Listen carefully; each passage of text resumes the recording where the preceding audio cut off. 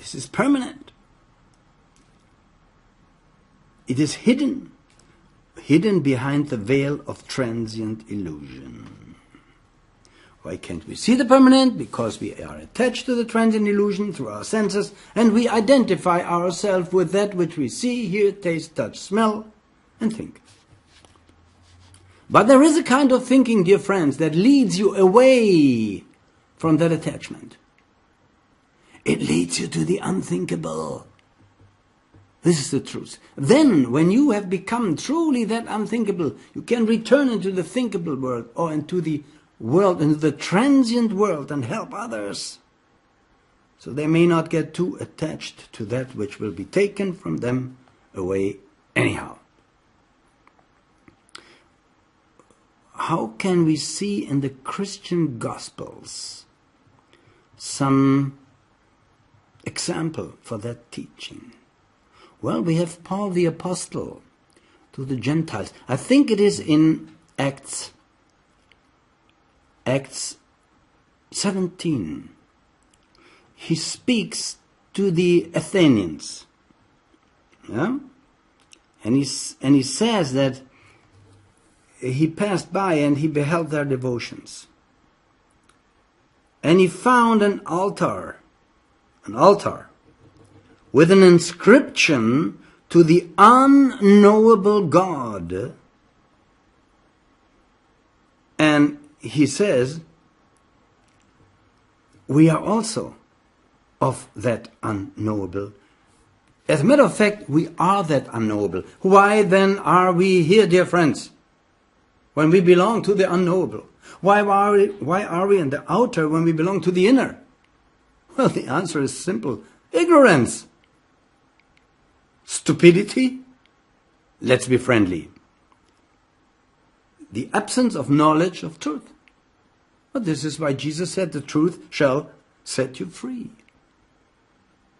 This is the book of light. Once you become that truth, you can enter the illusion as much as you want, and it won't hurt you anymore, believe me. As little as it hurts somebody when he has to take off his dress at night and take on, and at morning, a new one. Yeah? But you see, this is like we say in Germany, Kleider machen Leute. Dresses make people.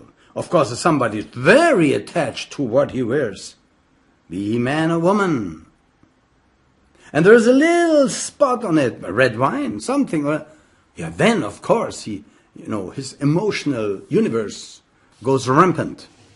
Why? Because he identifies itself with what he is wearing. We have to detach from that illusionary point, or from that false view of things. So therefore the unknowable God is the highest principle from where we come. We can only reach it by being more and more detached to that illusionary transient stuff we have surrounded ourselves with. Who are those poets Paul spoke about? I think they were Cleanthes, Stoic, and Aratus.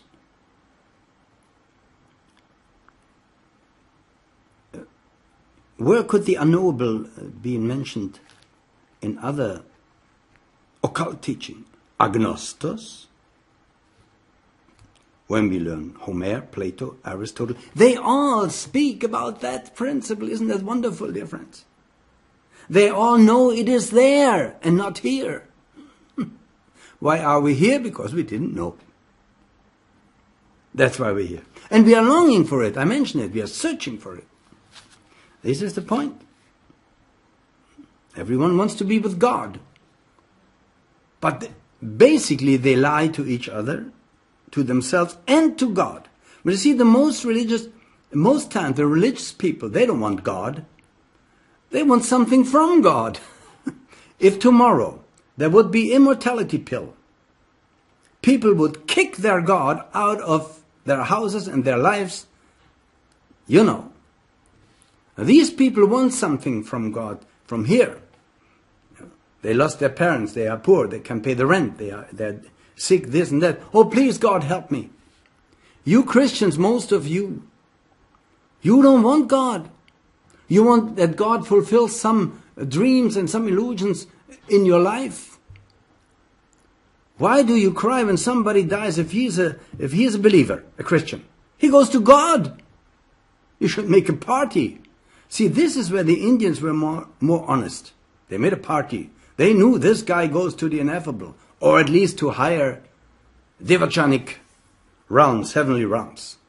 So it was good for him. Of course, actually, I would say you should mourn, or you should be unhappy when somebody dies when there was an evil person. See, some people say, oh, he was evil, I'm happy he is dead. No, you think wrong. If that person was a good one, you should be happy that he is dead when he is a believer, more even so, because he's in heaven. But if he was a bad person, you should really kneel down and pray for him, because this guy goes to hell. Not forever, as the Book of Life teaches, but he goes to hell. And he will suffer incredible pain and suffering there, So therefore you should pray for him. Don't pray for the one who goes to heaven. You can send him good thoughts, it's good energy, yes. But he should be happy. Why do you cry? Why are you sad? Because you cry for yourself. That's it. You cry because he's not there anymore for you. See? You cry for yourself. Self-pity, we call that. Think about it.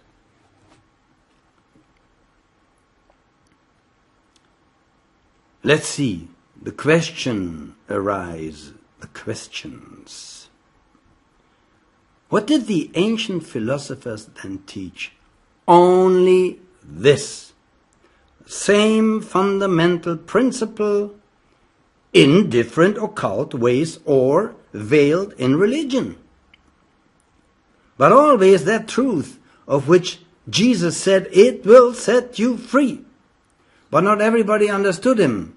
Of course, there was no Jesus of the Bible. This is the first teaching of the Book of Life. There was never somebody crucified. No Jesus.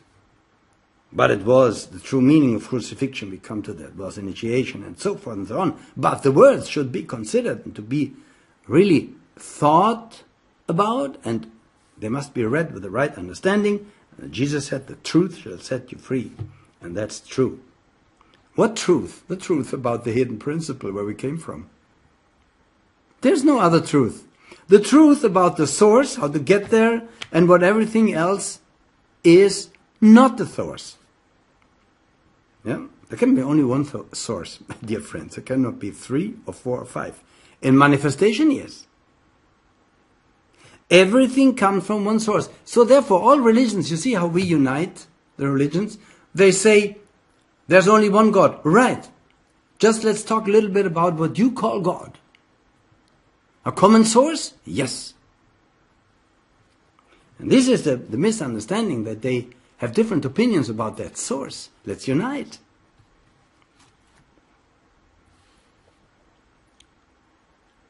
What is in the inmost being of man? The answer is divinity. We are gods in the making. We are the offspring of the highest. We can become God in the flesh. Or we can become a demon and a Satan. And even lower to the planet of death. We come to that. Ooh, my skin crawls and my hair stands up when I just think about that. Why can man not see the truth immediately, that about which Jesus says it will set you free? Because he labors under illusion. He is attached to transient things. This illusion is a part of himself, so he has to get rid of it by study and understanding. You see, for instance, I see something, I react to that what I see. And I take it for real. Because I become either attached to it or I hate it. Or I like it. But the right way to think of everything is detached. Almost meditationally. And then we reach more and more the highest point of view, like being in a helicopter up there and seeing everything, understanding, but somebody is in the traffic cannot see. He can see only his little part. Just an example. This is the Maya, when we must see the Maya. Once we see the Maya, we can use it for good, not for bad, of course, or we can detach from it. This is a technical term, you see. What is the root of Maya, of the word? Because, you see, now that we talk about these things, about the transiency and everything, we more and more become the more we talk about the perishable, we become the imperishable. It's clear, because we create distance. We move more and more, closer and closer to the source, just by the study. And parallel to that, we meditate each day, at least half an hour a day. Everybody has that time. And we become the imperishable. When we return from the meditation, we can deal with everything. Of course, dear friends, it's a process that may not work immediately. You see, because the old habits are strong. They may take you back. They want you back. Dwellers of threshold and so forth, we talk about that. Doesn't matter, we keep on digging, so to speak. Now, where does Maya come from? It means, actually, it is from measure, to measure. That's the meaning of the Sanskrit term ma. Yeah? And it means also to affect or to form or to limit, the limitation. We have in English a word, mete, M-E-T-E, M-E-T-E. Yes? Actually it means to measure. So. And it is from the same root. How did Maya come to the Brahmanic philosophy? Was it understood in union? No. It was understood very differently from what it is now. From where does the fabrication by man's mind of ideas derive? From interior and exterior impressions. And this is then the illusory aspect.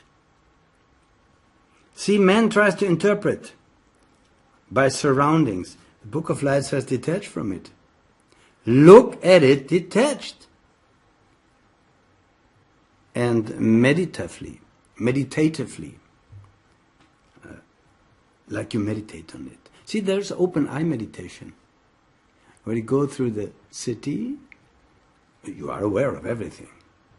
But you see it as anatta, as not yourself. You see it as an illusion. Arising and passing away, we define as illusion, because there are two, we who experience it, and then that which happens so. And therefore, we say it is an illusion, but it's such, as such it exists. Yeah? It is measured. How is the teaching of Maya in the Vedanta? Now, this is actually the highest Brahmanical teaching. And it is very near the teaching of the Book of Light. See? And there are many definitions of Maya, but I think the best, the simplest is, what arises and passes away is Maya.